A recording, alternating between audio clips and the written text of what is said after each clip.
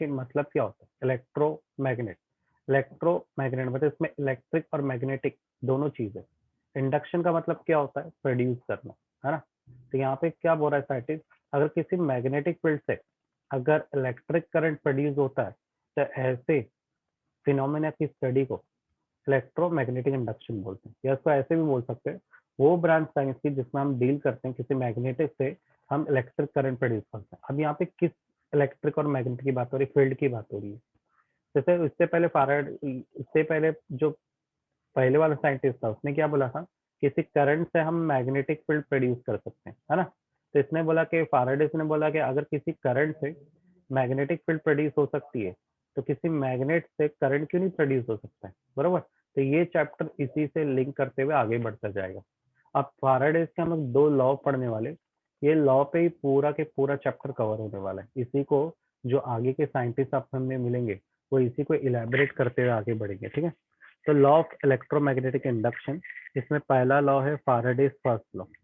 फाराडेस first law क्या बोलता है? Whenever there is a change in the magnetic flux, magnetic flux को phi symbol से रिप्रेजेंट करते हैं। मैग्नेटिक फ्लक्स यहाँ पे इजी वर्ड में इसको समझ लो, मैग्नेटिक की फील्ड, ठीक है। मैग्नेटिक फील्ड पता है ये सभी को। Associate with a coil, an EMF is induced in the coil। समझ में आया? ये लॉ क्या बता रहा है कि किसी कॉइल में अगर करंट कब तक प्रोड्यूस होगा, जब तक उसके अंदर मैग्नेटिक फील्ड बदलते रहेगी। यानी किसी कॉइल में जब तक मैग्नेटिक फील्ड बदलते रहेगी, जब तक उस कॉइल में करंट भी प्रोड्यूस होता रहेगा। किसी को कोई डाउट है फर्स्ट कंडीशन में? तो मान लो ये कॉइल है, कॉइल के अंदर मान लो कि मैग्नेटिक फील्ड प्रोड्यूस हो प्रेजेंट है। अगर मैग्नेटिक फील्ड कंटिन्यूस बदल रही है, एक जगह से दूसरी जगह जा रही है, जब तक उसके अंदर करंट प्रोड्यूस होगा। करंट कब तक प्रोड्यूस होता है? जब तक चीज बदलते रहेगी। बदलाव रुका तो करंट का प्रोडक्शन रुक जाएगा। अब इस कॉन्सेप्ट के अंदर ईएमएफ का मतलब क्या होता है? इलेक्ट्रोमोटिव फोर्स, ठीक है। इलेक्ट्रोमोटिव फोर्स आसान भाषा में मैं करंट भी बोल सकता हूँ, करंट वोल्टेज, बरोबर। ओम्स लॉ के हिसाब से हमने स्टडी किया है कि करंट और वोल्टेज ये डायरेक्टली प्रोपोर्शनल होता है। डायरेक्टली प्रोपोर्शनल का मतलब क्या होता है? दोनों बराबर है, करंट बढ़ेगा तो वोल्टेज भी बढ़ेगा, यही होता है ना इसका मतलब। फर्स्ट लॉ क्लियर है सभी को? फर्स्ट लॉ बोलता है कि जब तक किसी कॉइल के अंदर मैग्नेटिक फील्ड बदलते रहेगी, तब तक उस कॉइल में करंट प्रोड्यूस होता रहेगा। ये फाराडेस का फर्स्ट लॉ था, ठीक है। सेकंड लॉ क्या बोलता है फाराडेस? द मैग्नीट्यूड, मैग्नीट्यूड का मतलब क्या होता है? Amount, quantity.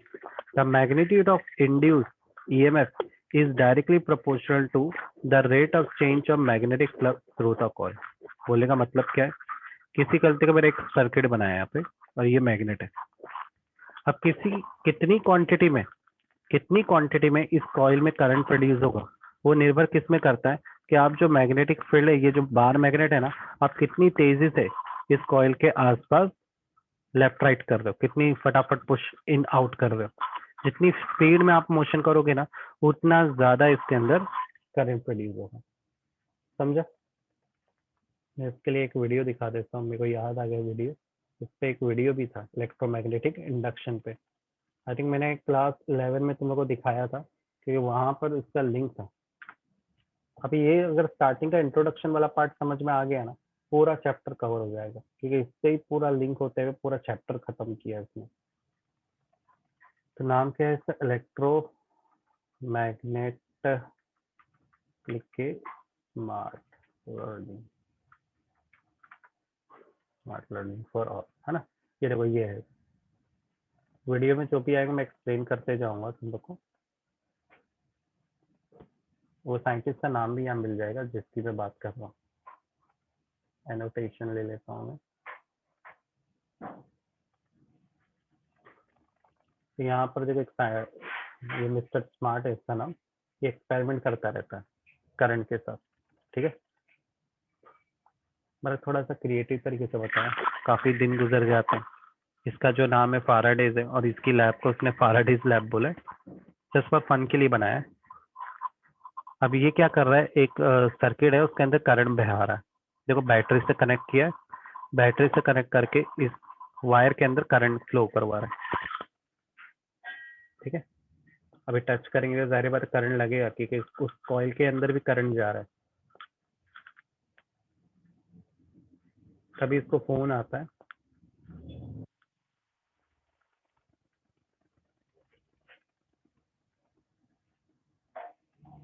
तो फोन से उसको कुछ आइडियाज आता है, वो उसको इनवाइट करता है कि मेरे पास कुछ आइडियाज हैं जो मुझे तुमको दिखाने का है, तो ये इससे मिलने चले जाता है।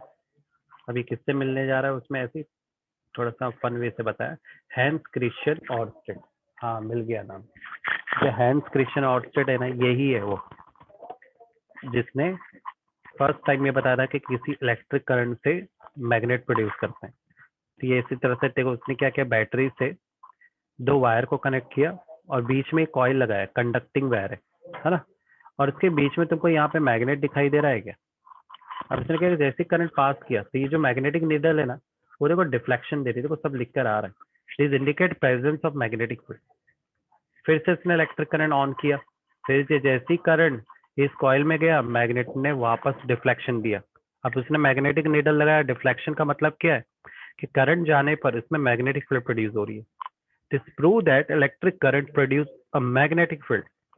फैराडे को ये दिखाने के लिए इसने बुलाया था घर पे, तो ये काफी हैप्पी हो गया, बोला अरे काफी अलग जानकारी है, न्यू नॉलेज है। अब उसके दिमाग में कुछ चिंता आ गई। वो चिंता क्या थी कि अगर किसी करंट से मैग्नेटिक फील्ड बन सकती है ना, किसी करंट से मैग्नेटिक फील्ड बन सकती है, तो उल्टा क्यों नहीं हो सकता, किसी मैग्नेट से इलेक्ट्रिक करंट क्यों नहीं बन सकता? अब वो चाह को लेकर ये अपनी लैब में काम करना शुरू कर देता है। एक कॉइल लेता है और उस कॉइल को गैल्वेनोमीटर में कनेक्ट करता है। तो मेरे को पता है गैल्वेनोमीटर का काम क्या होता है, करंट को डिटेक्ट करना है ना। अब इसके बाद उसने क्या किया, जैसे ही मैग्नेट डाला तो कुछ देर के लिए डिफ्लेक्शन आया देखो गैल्वेनोमीटर में, इससे ये साबित हो रहा है करंट प्रोड्यूस हो रहा है पर टेम्परेरी। फिर इसने डाला, फिर करंट डिफ्लेक्शन कर रहा है, पर कैसा हो रहा है, मोशन, मोशन तो हो रहा है मैग्नेट की वजह से, पर एक लिमिटेड हो रहा है, fix and move the coil, एक लिमिट तक ही वो मोशन कर रहा है, करेक्ट ना। फिर रुक जा रहा है। अब उसने को उल्टा किया, इस बार कॉइल को ऊपर लिया तो भी डिफ्लेक्शन हो रहा है, हो रहा है। अरे मैंने डिफ्लेक्शन देखा इसमें, देखो गैल्वेनोमीटर में डिफ्लेक्शन का मतलब ये है कि करंट प्रोड्यूस है, current is produce in the coil due to relative motion. यानी जब वो कॉइल मैग्नेट को मोशन दे रहा है ना, चाहे आप मैग्नेट को मोशन दो या चाहे आप कॉइल को मोशन दो, करंट आपका प्रोड्यूस होगा पर कुछ देर के लिए। अब वो देखो उल्टा किया उसने, मैग्नेट को जब उल्टा किया, जब अंदर डाल रहा है तो राइट साइड में डायरेक्शन में आपको मिल रहा है, बाहर निकालने में अपोजिट डिफ्लेक्शन मिल रहा है। That means the current is now being induced but in opposite direction. Let me try to reverse the pole of magnet. अब मैं क्या करता हूँ, नॉर्थ की जगह साउथ डालता हूँ कॉइल के अंदर और देखता क्या होता है। तो देखो डिफ्लेक्शन अब उल्टा आ रहा है, डालने पर लेफ्ट साइड और निकालने पर राइट साइड डिफ्लेक्शन आ रहा है। समझ में आ रहा है सभी को यहाँ तक? हाँ सर। हाँ okay. The deflection reverse when the pole was reverse, यानी डिफ्लेक्शन रिवर्स कब हुआ, जब पोल रिवर्स। अब चलो सारी घटनाओं को एक साथ देखते हैं। जब मैं नॉर्थ पोल को गोइंग इनसाइड कर रहा हूँ तो डिफ्लेक्शन राइट की तरफ आ रहा है, यानी पॉजिटिव नंबर की तरफ हो रहा है। और जब मैंने नॉर्थ पोल को बाहर निकाला तब डिफ्लेक्शन नेगेटिव साइड डायरेक्शन में हो रहा है ना, मीटर की रीडिंग में। अगर मैं ग्राफ बनाऊं तो ये पॉजिटिव है और ये नेगेटिव साइड होता है। साउथ पोल डाल रहा हो तो डिफ्लेक्शन उल्टा हो रहा है। इसका मतलब मैग्नेट में भी हम लोग ने पढ़ा है ना, ये नॉर्थ और साउथ पोल, नॉर्थ जो होते हैं वो पॉजिटिव की तरह बिहेव करता है और जो साउथ पोल होता है ये बिल्कुल नेगेटिव चार्ज की तरह बिहेव करता है ना। तो ये बिल्कुल चार्ज की तरह बिहेव हो रहा है। आप आप फास्टर मोशन करते हैं, फास्टर मोशन कर रहे हैं तो फास्टर नीडल डिफ्लेक्शन कर रही है, यानी करंट जो प्रोड्यूस हो रहा है उसकी भी स्पीड बढ़ते जा रही है। तो यहाँ से फैराडे ने खोज कर ली, उसने अपना कंक्लूजन निकाला एक्सपेरिमेंट का। सबसे पहला कंक्लूजन था रिलेटिव मोशन, करंट तभी प्रोड्यूस होगा जब आप कॉइल या मैग्नेट को मोशन करो। दूसरा था, अगर आप पोल को रिवर्स करोगे तो उसमें बनने वाला जो करंट है वो भी रिवर्स बनेगा, उसका डिफ्लेक्शन भी बदलेगा आपके मैग्नेट के इन एंड आउट करने से। उसके बाद नेक्स्ट थर्ड उसने कंक्लूजन ये निकाला कि जितनी स्पीड में आप कॉइल या मैग्नेट को इन आउट करोगे उतनी स्पीड में करंट भी उसमें प्रोड्यूस होगा, उतनी मात्रा में। आई होप तुम लोग को दोनों लॉ क्लियरली समझ में आ गए होंगे फैराडेज के। हाँ सर। हाँ इसको ही बोलते हैं law of electromagnetic induction. This production of electric current across a conductor when expose to changing magnetic field is known as electromagnetic induction. तो यानी यहाँ पर तुम लोग देख सकते काफी बेहतरीन एक्सपेरिमेंट किया था फाराडेज ने। और इसी चैप्टर का नाम था एक्चुअली ये है कि थोड़ा पार्ट दिख रहा है लेकिन पूरा पार्ट ये इसी पे ही कवर किया। पूरा चैप्टर इस पे ही शुरू होगा और इसी पे खत्म हो जाएगा ये चैप्टर। तो ये मैंने फर्स्ट लॉ दिखाया। फर्स्ट लॉ क्या बोल रहा है? whenever change in magnet, आप तुम लोग को देखो सारे स्टेटमेंट समझेंगे। whenever there is a change in the magnetic flux, मतलब आप ये मेरा कॉइल है, जैसे जैसे मैं मैग्नेट को अंदर या बाहर करूंगा वैसे वैसे उसके अंदर ईएमएफ प्रोड्यूस होगा। ईएमएफ इंड्यूस का मतलब प्रोड्यूस होना होता है, ईएमएफ मतलब करंट प्रोड्यूस होगा। समझ में आ रहा है?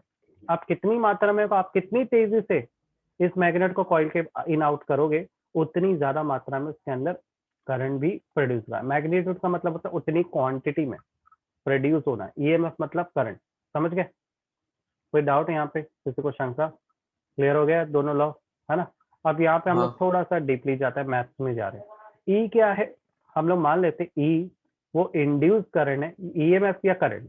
Okay, d phi by D t क्या? अरे देखो कोई भी मैग्नेटिक फील्ड, जैसे आप बाहर मैग्नेट को अंदर ले रहे हो तो कोई टाइम इंटरवल में ही ले रहे होगे ना।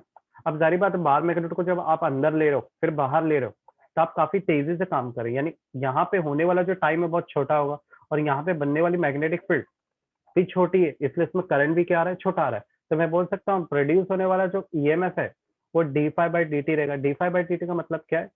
Rate of change of magnetic field, magnetic field का बदलना टाइम के बेस पर। डी ये जाहिर कर रहा है कि यहाँ पर मैग्नेटिक फील्ड स्मॉल बड़ी घट रही है और स्मॉल टाइम इंटरवल में आप तेजी से कर रहे हो ना, इसलिए d phi by D t और कुछ नहीं। प्रोपोर्शनैलिटी साइन हटाएंगे तो के लगाएंगे। ये इक्वेशन ये साबित करती है कि अगर आप magnetic flux, d phi by D T का मतलब क्या है? Change of magnetic flux with respect to time. देखो बदलाव हम टाइम से कैलकुलेट कर सकते हैं, यानी अगर आप कोई भी मैग्नेटिक फील्ड को किसी कॉइल के पास टाइम के बेस पर बदलोगे तो उसमें ई प्रोड्यूस होगा। ई क्या होता है? इंड्यूस ईएमएफ और करंट। क्लियर है? ऐसा यूनिट क्या होती है के की? के और ई बराबर होंगे कब? जब d phi by D t की वैल्यू 1। ओके, तो मान लो के की वैल्यू 1 है, ऐसा यूनिट में के की वैल्यू 1 होती है, उस वक्त मैं बोलूंगा ई बराबर है d phi by D t के। डी फाई हमारा मैग्नेटिक फ्लक्स है जिसकी यूनिट है वेबर और डी टी की यूनिट है सेकंड। इसको टेस्ला से रिप्रेजेंट करते हैं, टेस्ला मीटर स्क्वायर। क्यों रिप्रेजेंट करते हैं? क्योंकि इलेक्ट्रोमैग्नेटिक इंडक्शन कॉन्सेप्ट को हम ज्यादातर अल्टरनेटिव करंट के तौर पे ज्यादा इस्तेमाल करते हैं बजाय डीसी के, इसलिए। ठीक है, तो टेस्ला ने एसी निकाला था ना, इसलिए थोड़ा सा लिंक कर रहे हैं इसके साथ। जैसे डीसी इस्तेमाल भी कर सकते हो, एसी दोनों कर सकते हो, आजकल डिवाइस आ गए कन्वर्जन करने के। क्लियर है? कोई कोई यहाँ पे दोनों लॉ में डाउट? अब देखो मैं एक मस्ती कर रहा हूँ, यहाँ पे माइनस लगा देता हूँ। अब बोलेंगे सर आपने माइनस क्यों लगाया? देखो वापस से वर्ड को ध्यान से पढ़ो। मैं बार बार इसलिए बोल रहा हूँ कि पूरा चैप्टर इसमें ही खत्म कर दिया। फर्स्ट लॉ और सेकंड लॉ क्या बोल रहा है? किसी कॉइल में आपके पास मान लो एक सर्किट है, उस पर कॉइल है, ठीक है, और गैल्वेनोमीटर लगा, यानी कोई पावर सप्लाई नहीं है। आपको मैंने एक बार मैग्नेट दे दिया, बोला इसी से करंट प्रोड्यूस करो। देखो कॉइल उस सर्किट में करंट कब तक प्रोड्यूस होगा? हाँ, स्वयं टाइम ऑफ करंट। जब तक आप मोशन करोगे ना, करंट को इन आउट करोगे। अगर आप ऐसा बार मैग्नेट को लाके ऐसा रुका दोगे तो करंट प्रोड्यूस होगा क्या? नहीं होगा, डिफ्लेक्शन होके जीरो पे आ जाएगा वापस। करंट तभी प्रोड्यूस होगा जब तक आप उस मैग्नेट को मोशन करते रहो, मोशन में लेफ्ट रखोगे। राइट, है ना? यानी ऐसा मोशन हाँ को तो हम सर लोग इसके लिए मशीन ऑसिलेटरी आती रहेगी मोशन ना बोल कोई? सकते हैं। हाँ, कोई मतलब अगर करंट जनरेट करना रहेगा तो मैग्नेट के लिए कोई मशीन आती रहेगी ना? हाँ, machine in the sense oscillatory मतलब वो मोशन की उसको मोशन में मशीन। रखती रहेगी। मोस्टली तो ये वाला जो करंट प्रोड्यूस कर रहे हैं ना, इसको अपनी इतना यूज ही नहीं करते, हाँ पता है, क्योंकि वो तो इससे बहुत बनने वाला माइनर जो सा रहेगा करंट है ना। बहुत माइन्यूट होता है ना। हाँ, मशीन यहाँ पे अगर ध्यान दे तो ऑसिलेटरी मोशन नहीं हो रहा है, मैग्नेट इन मैग्नेट हाँ आउट, मैग्नेट इन हाँ रिपीटेटिव मोशन।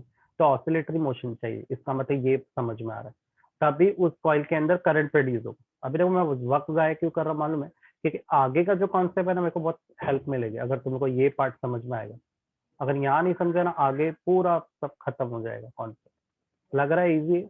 अब जरा ध्यान दो, इसका मतलब ये हो रहा है कि कॉइल, ये मान लो एक वायर है, ये गैल्वेनोमीटर अटैच है, करंट चेक कर रहा हूँ, यहाँ पे मैंने ऐसा कॉइल लगाया, यानी अगर जब मैं मैग्नेट को वहां रुका रहा हूँ तब उस कॉइल में डिफ्लेक्शन नहीं हो रहा है, रुकाने पे नहीं हो रहा है, मोशन करने पे जब आता है तब डिफ्लेक्शन दिखाता है, फिर न्यूट्रल हो जाता है, बरोबर। फिर जब बाहर जाता है तब डिफ्लेक्शन दिखाता है, फिर न्यूट्रल हो जाता है। एक और चीज यहाँ पे ध्यान दो, अगर मैं नॉर्थ पोल को लेके जाता हूँ तो डिफ्लेक्शन भी नॉर्थ पोल का ही होता है। अब देखो बाहर मैग्नेट में अगर मैं वापस से समझाऊं तो एक साइड नॉर्थ पोल होता है और एक साइड साउथ पोल होता है। नॉर्थ पोल को अगर मैं चार्ज से कंसिडर करूं तो north pole actually positive pole होता है, करेक्ट, और south pole as a behave negative charge का करता है। इसका मतलब अगर मैं नॉर्थ पोल को करीब के लेके जाता हूँ तो उस वायर के अंदर भी magnetic field no doubt generate होती है, और उसमें प्रोड्यूस होने वाला करंट कौन सा रहेगा, पॉजिटिव करंट होगा ना। समझ में आ रहा है क्या बता रहा हूँ। और जब हम पीछे हाँ घसीटते सर, हैं तो पीछे घसीटने में पॉजिटिव नेगेटिव चार्ज होगा। नेगेटिव में कन्वर्ट हो जाता है, इसलिए डिफ्लेक्शन उल्टा आता है। अब मैं पोल को ही अगर उल्टा कर दूं तो साउथ पोल को अगर डालो तो जाहिर बात है उस सर्किट के अंदर करंट जो प्रोड्यूस होगा वो नेगेटिव चार्ज प्रोड्यूस होगा। कब, जब आप उसके करीब लेके जाओगे, कॉइल के करीब लेने पर नेगेटिव, पर जैसे आप बाहर लोगे तब नॉर्थ पोल आ जाता है, जिसकी वजह से उसमें पॉजिटिव करंट आता है। इसलिए डिफ्लेक्शन लेफ्ट राइट मिलता रहता है भाई ना। जब बोल रहा था ना फराडे, अंदर ले रहा हूँ तो डिफ्लेक्शन राइट में, बाहर ले रहा हूँ तो डिफ्लेक्शन लेफ्ट में मिल रहा है, करेक्ट ना। हाँ सर। यहाँ तक किसी को डाउट है? फैराडे का फर्स्ट लॉ। सेकंड लॉ क्या बोलता है, अगर आपको ज्यादा मात्रा में करंट प्रोड्यूस करना है तो आपको बहुत तेजी से यहाँ पे बदलाव करना रहेगा। अभी यहाँ पर ओवरऑल चीज में एक चीज ध्यान से देख रहे, बदलाव, चेंज, जब तक आप चेंज दोगे जब तक ही करंट प्रोड्यूस होगा, करेक्ट। यानी अगर आप बदलाव नहीं देते हो तो क्या होगा, तो करंट प्रोड्यूस नहीं होगा। ऐसा क्यों हो रहा है, यानी अगर आप किसी चीज में कांस्टेंट करंट होगा, देखो मैंने बोला एसी सप्लाई यहाँ पे मैन है, डीसी नहीं। क्यों ऐसा बोल रहा हूँ, क्योंकि डीसी के अंदर डायरेक्ट करंट है ना, वो कंटिन्यूस बहता है। एक कंटिन्यूस करंट दोगे तो क्या फायदा, उस चीज में कोई फायदा नहीं, उससे करंट प्रोड्यूस होगा क्या। अल्टरनेटिव करंट चाहिए। एसी करंट कैसा होता है, रुक रुक के बहता है, तो यही करंट से मैग्नेट प्रोड्यूस कर सकता है, क्योंकि ये रुक रुक के बहता है, बदलाव होता रहता है। ये वेव क्या जाहिर करती है कि एसी करंट कभी पॉजिटिव तो कभी निगेटिव, कभी निगेटिव कभी पॉजिटिव, ऐसा चेंज करता रहता है। हमने पढ़ा था ना इसी सर्किट में। अभी ये अगर चार्ज पॉजिटिव बह रहा है तो बाद में यहीं पे नेगेटिव भी बहेगा, क्योंकि वेव प्लस माइनस करते हुए जाती है अल्टरनेटिव की।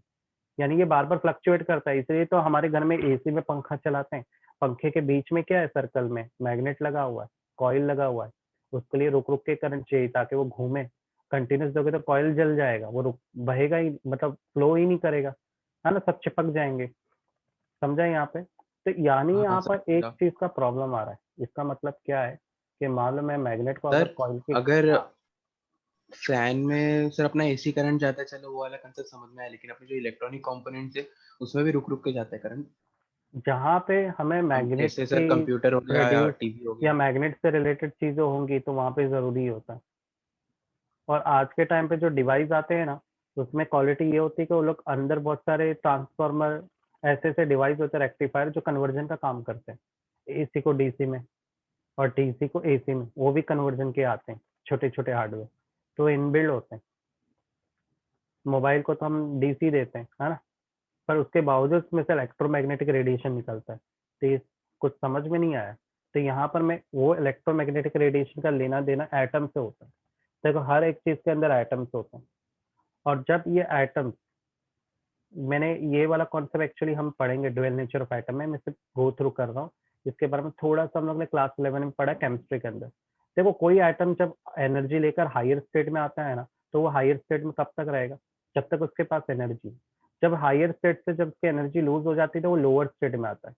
यानी वो एनर्जी लूज कर रहा है तभी तो लोअर स्टेट में आता है। तब वो जो रेडिएशन रिलीज करता है वो atom, that radiation is called electromagnetic radiation. I hope समझ में आया होगा। तो इसका लेना देना एसी डीसी से नहीं है इलेक्ट्रोमैग्नेटिक रेडिएशन का।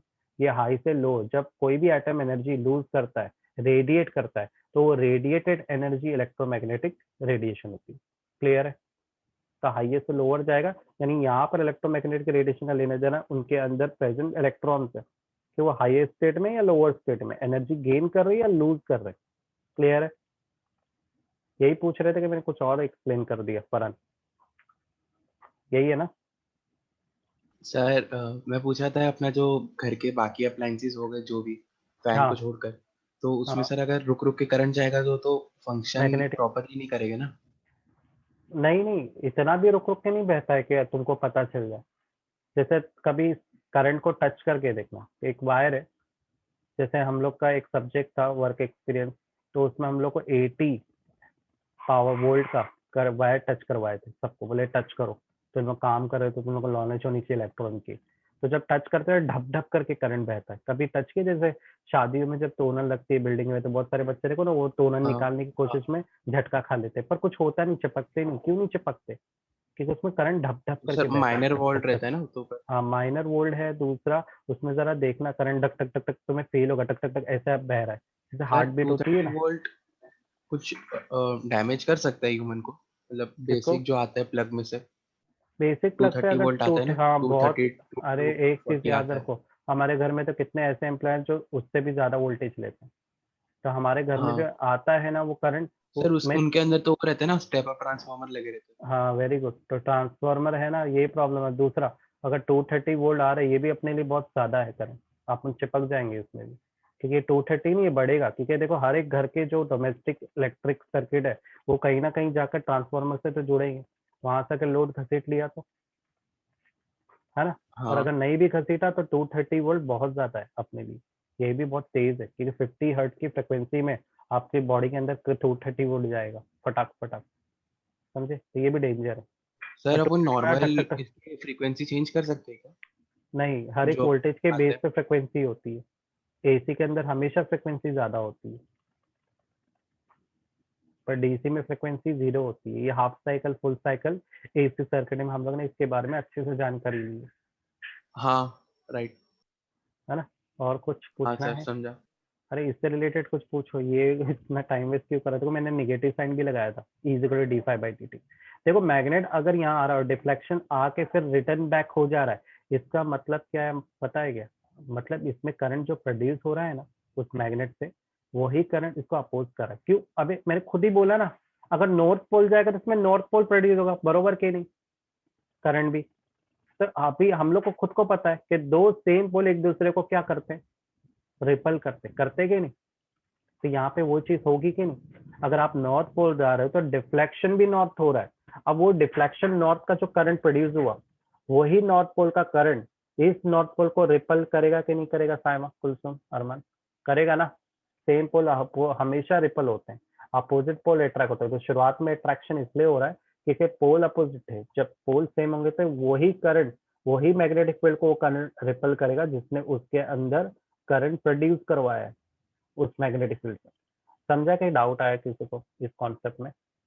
देखो आप नॉर्थ पोल को डालते हो कॉइल के पास, तो अंदर पहले तो उसमें भी मैग्नेटिक फील्ड नॉर्थ पोल की प्रोड्यूस होगी, फिर वो मैग्नेटिक फील्ड जब इस वायर के अंदर से जाएगी तब वो करंट प्रोड्यूस करेगी। पर इसके कॉइल के अंदर भी नॉर्थ पोल ही जनरेट होगा ना, अगर नॉर्थ पोल का साइड आप इस कॉइल के पास डालोगे। यही देखा था ना वीडियो में। तो अगर दो सेम पोल होते हैं तो क्या करता है कोई भी चीज, अट्रैक्ट करता है या रिपल करता है उस चीज को? ऑफकोर्स रिपल करता है। समझ में? अगर साउथ डालोगे तो साउथ प्रोड्यूस होगा, वो भी क्या करेगा? रिपल करेगा। समझे? कोई डाउट है इधर पे? हाँ स्वयं, कुलसुम, स्वयं, स्वयं भी, अरे हाँ स्वयं, फरहान क्लियर है, साइमा आगे बढ़े। तो हमने काफी वक्त जाया किया इधर पे, पर क्यों किया? क्योंकि इसी लॉ पे पूरा चैप्टर फिनिश होने वाला है। ये छोटी छोटी बात थी, आगे का एक लॉ बनने वाला है जिसका नाम क्या है? लेंस लॉ नाम है। देखो यहाँ पर, ये अपना सेकंड कॉन्सेप्ट है, Lenz law of electromagnetic induction. ये जो आप लोग को नीचे साइन दिखाई दे रही, E is equal to minus D phi upon D T, यही है लेंस लॉ। अब देखो पूरा फॉर्मूला तो फाराडेज के सेकंड लॉ को ही फॉलो करता है, सिर्फ यहाँ पे एक नेगेटिव साइन आ गया। फिजिक्स के अंदर अगर आपको कहीं पर भी नेगेटिव साइन दिखता है, इसका मतलब अपोजिशन होता है। फिजिक्स में अपोजिट को दिखाने के लिए हम नेगेटिव साइन को लगाते हैं, करेक्ट। तो एक जर्मन साइंटिस्ट था, इसका नाम क्या था? लेंस नाम था इसका। इसने क्या किया, डायरेक्शन ऑफ करंट को, किसी सर्किट में कोई डायरेक्शन ऑफ करंट होता है, उसमें कितना फाई दिया है उसको कैलकुलेट, यानी tell about the direction of induce current. ने लेंस लॉ ने क्या ध्यान दिया कि फाराडे के जब मैग्नेट को अंदर ले रहा है तो करंट का डायरेक्शन कैसे, सिर्फ उसकी इसने वो स्टडी की। और उससे इसको ये पता चला कि नॉर्थ पुट करने पर करंट भी नॉर्थ वाला ही बन रहा था, करेक्ट। अब जारी बात है, अगर आप नॉर्थ का मैग्नेटिक फील्ड डालते हो विद रिस्पेक्ट टू टाइम तो उसमें करंट भी क्या बनेगा, नॉर्थ। अब वही करंट उस मैग्नेटिक फील्ड को क्या करेगा, अपोज करेगा। तो यहाँ पर नेगेटिव साइन इसी चीज को रिप्रेजेंट कर रहा है। द डायरेक्शन ऑफ, अब मैं स्टेटमेंट पढ़ रहा हूँ, अब समझ में आएगी statement. The direction of induce EMF और करंट इन द कॉइल और conductor is such as to oppose the change in the magnetic flux which produce it. बोलेगा मतलब क्या है, जिसने उसको शक्ति थी, आज वही वही सर्किट जिसमें वो करंट उस मैग्नेटिक फील्ड से आया है, वही उसको अपोज करेगा। समझ में आया? तो यहाँ पर अब जाहिर बात है, तो बोलेंगे अगर चलो सर आप बोल रहे कि मैग्नेट को अपोज कर रहा है, तो चलो मैं मैग्नेट हटा लेता हूँ। अरे लेकिन मैग्नेट हटाओगे तो क्या होगा, अभी तो पढ़ा था जब मैग्नेट अंदर ले रहे थे तो डिफ्लेक्शन राइट साइड हो रहा था, करेक्ट और नॉट। और जब मैग्नेट हटाया तो डिफ्लेक्शन अपोजिट हो रहा है। इसका मतलब जब आप इसको दूर करोगे तब इसमें बहने वाला करंट अपोजिट डायरेक्शन में बहेगा। कैसा बहेगा, अपोजिट, यानी दूर करने पर अब इसमें पैदा होने वाला करंट कौन सा आ गया, साउथ पोल आ गया, करेक्ट। अब साउथ पोल आ गया तो वो अपोजिट बह रहा है और वापस से उस नॉर्थ पोल को अट्रैक्ट करने की कोशिश करेगा, और धीरे धीरे जो साउथ पोल का करंट वो धीरे धीरे कम होता जाएगा और जीरो पे आके रुक जाएगा। समझा? किसी को कोई डाउट यहाँ तक? So here negative sign indicate that induced EMF oppose the change in magnetic flux. Correct. अब जरा देखते हैं, एक अपन नीचे मैंने डायग्राम बनाया अलग अलग से, फैराडे के कॉन्सेप्ट को हम लोग करें। जब मैग्नेट के मैंने नॉर्थ डायरेक्शन को इस कॉइल, मान लो ये कॉइल है, सर्कुलर कॉइल है, बहुत अच्छा गुच्छा वाला कॉइल है, मैंने इसको एक सर्कल दिखाया कि कॉइल सर्कुलर होता है, राइट सर? सभी को आवाज आ रही है मेरी? फरहान साहब कुलसुम स्वयं हाँ सर, आ रही है। आ रही है ना? तो अब नॉर्थ को अगर मैं करीब लेके जाता हूँ तो नॉर्थ का मतलब पॉजिटिव चार्ज होता है इलेक्ट्रिक सर्किट में, साउथ मतलब नेगेटिव। अब नॉर्थ को लेके जाऊंगा तो इसमें करंट कौन से डायरेक्शन का पैदा हो रहा है, नॉर्थ का। अब देखो मैंने एक ट्रिक बताई है, वायर को मैंने डायरेक्शन को कुछ नॉर्थ एनवर्ड से ही मैंने लिखा है, समझा स्टाइल? इससे तुम लोग को याद रहेगा, नॉर्थ बोले तो करंट का डायरेक्शन ऐसा है ना। तो एंटी क्लॉकवाइज डायरेक्शन में करंट इसमें प्रेजेंट हुआ। अब देखो क्या हो रहा है, मैग्नेट को जब आप अपने कॉइल के करीब लेके गए तो मैग्नेटिक फ्लक्स उस कॉइल की बढ़ेगी। जब मैग्नेटिक फ्लक्स बढ़ेगी तो उस कॉइल के अंदर करंट भी बढ़ेगा, बरोबर। और करंट अगर बढ़ता है, और करंट कैसे बढ़ रहा है, एंटी क्लॉकवाइज में, है ना। यानी ये भी तो एंटी क्लॉकवाइज है, इसमें भी मैग्नेटिक फील्ड कैसे बहती है, नॉर्थ से साउथ, एंटी क्लॉकवाइज। यहाँ पे करंट भी कैसे बह रहा है, एंटी क्लॉकवाइज। अगर दो सेम बिहेवियर देंगे पोल, तो मैग्नेट क्या करता है, मैग्नेटिक एक बेसिक प्रॉपर्टी क्या है, रिपल करेगा। तो यही कॉइल अब इसको रिपल करेगा। अब जैसे ही रिपल करने पर जब हम इस मैग्नेट को दूर लेके जाएंगे तो इसमें ऑटोमेटिक जो करंट एंटी क्लॉकवाइज बह रहा था वो साउथ पोल की तरफ यानी क्लॉकवाइज बहना शुरू होगा। क्यों ऐसा हो रहा है, क्योंकि मैग्नेटिक फील्ड कम हो रही है, करंट कम हो रहा है, करंट कम होने की वजह से वही करंट अब अपोजिट कॉइल में यानी क्लॉकवाइज बह रहा है। क्लॉकवाइज बहने पर अब ये कॉइल का करंट इस नॉर्थ को वापस से अपनी तरफ अट्रैक्ट कर रहा है। क्यों? क्योंकि साउथ पोल बन गया, ये नॉर्थ पोल है, हमें पता है दो अपोजिट पोल हमेशा अपने को एक दूसरे की तरफ अट्रैक्ट करते हैं। समझा? कोई को डाउट यहाँ पे? यानी यहाँ पर क्या हो रहा है, देखो किसी भी मैग्नेट को करीब लेके जाने के लिए हमें हाथ का इस्तेमाल करना पड़ता है। हाथों के इस्तेमाल को हम मैकेनिकल एनर्जी बोलते हैं। ये हमारी मैकेनिकल एनर्जी इस कॉइल में किस चीज में कन्वर्ट हो रही है, is converted into electrical energy. ये बिल्कुल लॉ ऑफ कंजर्वेशन एनर्जी जैसा नहीं है, यानी मेरे जो हाथ की एनर्जी है जिसमें मैं ये करंट प्रोड्यूस कर रहा हूँ कॉइल में, वो वेस्ट नहीं हो रही है, वो एक फॉर्म से दूसरे फॉर्म में कन्वर्ट हो रही है। ऐसी कन्वर्जन को, जिसमें एनर्जी लॉस नहीं होती है, सिर्फ कन्वर्जन होती है एक फॉर्म से दूसरे फॉर्म में, इसको law of conservation of energy बोलते हैं। समझ में आया? किसी को कोई डाउट यहाँ पर लेंस लॉ में, इसके कॉन्सेप्ट में? आगे बढ़े। कुलसुम, साइमा, सर। स्वयं क्लियर है? हाँ। बाकी लोग कहाँ हैं, सोए हैं? अब ये थ्योरेटिकल प्रूफ जो है वो नहीं है, ठीक है, ये नहीं पढ़ना है, ये थोड़ा एक्स्ट्रा पार्ट है, मतलब ये है पर अलग तरीके से थोड़ा सा, ठीक। इसमें और हम लोग डेरिवेशन करेंगे। अब आते हैं एडी करंट में। एडी करंट क्या बोलता है, हर मेटल में, देखो हर एक मेटल, मान लो मैंने यहाँ पे एक मेटल का पतरा ले लिया। अब हर एक मेटल के अंदर बहुत सारे एटम्स होते हैं, उस एटम के साथ साथ उसके अंदर बहुत सारे इलेक्ट्रॉन्स होते हैं, है ना। अब अगर मैं इन मेटल के ऊपर से एक मैग्नेटिक फील्ड लेके जाऊं, मैग्नेटिक फील्ड बोले तो बाहर मैग्नेट लेके जा रहा हूँ, क्या होगा?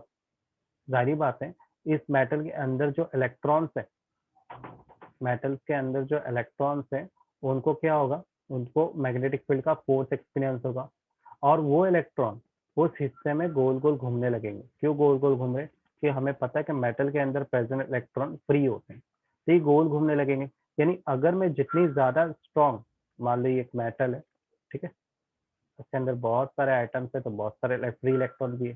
जैसे ही मैं मैग्नेट को उसके करीब लेके जाऊंगा, अब ये कॉइल तो है नहीं, तो इसके अंदर इलेक्ट्रॉन घूमने लगेंगे तेजी से। जितना स्ट्रॉन्ग मैग्नेट उतना ज्यादा तेजी से घूमेंगे। अब बहुत तेजी से अगर कोई इलेक्ट्रॉन घूमता है किसी कॉइल में, तो उसमें क्या जनरेट होता है? Eddy current. क्या जनरेट होता है? Eddy current. तो जब मेटल को बाहर निकालेंगे तो वो क्लॉकवाइज डायरेक्शन में मूव करेगा। अब यहाँ पर भी सेम प्रोसेस, अगर नॉर्थ का डालूंगा तो उसमें नॉर्थ प्रोड्यूस होगा, और जब मैग्नेट को दूर करूंगा तो उसी पतरे में, मेटल में साउथ डायरेक्शन का करंट प्रोड्यूस होगा। पर ये करंट इतना ज्यादा मात्रा में प्रोड्यूस होता है ना, क्योंकि करंट अंदर इलेक्ट्रॉन बहुत तेजी से मूव कर रहे हैं ना, कि ये एकदम गर्म हो जाता है और गर्म होकर एकदम लाल हो जाता है। समझ गए? अगर ये लाल हो जा रहा है गर्म होके, तो इसी को बोलते हैं एडी करंट। ठीक है। अब अंदर जो इलेक्ट्रॉन्स है, किसी मेटल के अंदर जो इलेक्ट्रॉन है कैसे घूम रहे हैं? ये बिल्कुल कॉइल की तरह घूमते, इस तरह, बरोबर ना? अपने ऑर्बिट ऐसे तेजी से घूमते कॉइल की तरह। ठीक है, इसी को बोलते हैं एडी करंट, और फकॉल्ड करंट भी बोलते हैं। तो एडी करंट को फकॉल्ड करंट भी बोलते हैं, है ना? अब जाहिर बात है अगर कोई इलेक्ट्रॉन इतनी तेजी से घूमता है मैग्नेट की वजह से, तो क्या वो एनर्जी लूज करेगा या नहीं करेगा? ऑफ कोर्स वो एनर्जी लूज करेगा। एक एग्जांपल लेते हैं, तुम लोग के घर में ओवन होगा, माइक्रोवेव, उसके अंदर क्या होता है, जो रॉड होती है गर्म हो जाती है। क्यों रॉड गर्म होती है? कि अल्टरनेटिव करंट जब उसमें जाता है तो उसके अंदर मैग्नेटिक फील्ड प्रोड्यूस होती है। फिर वो मैग्नेटिक फील्ड की वजह से उसके अंदर के जो इलेक्ट्रॉन है बहुत तेजी से घूमते हैं, इतनी तेजी से कि वो पूरा जो मेटल है वो गर्म होकर लाल हो जाता है। बल्ब भी एक अच्छी एग्जाम्पल है एडी करंट की। समझ गए? तो यहाँ पे मैं जितनी एग्जाम्पल दे रहा सब एडी करंट है। इतना गर्म होगा कि लाल हो जाता है। अब इसका इस्तेमाल कहाँ पे करते हैं? डेड बिट गैल्वेनोमीटर में। दूसरा इंडक्शन ऑफ फर्नेस में।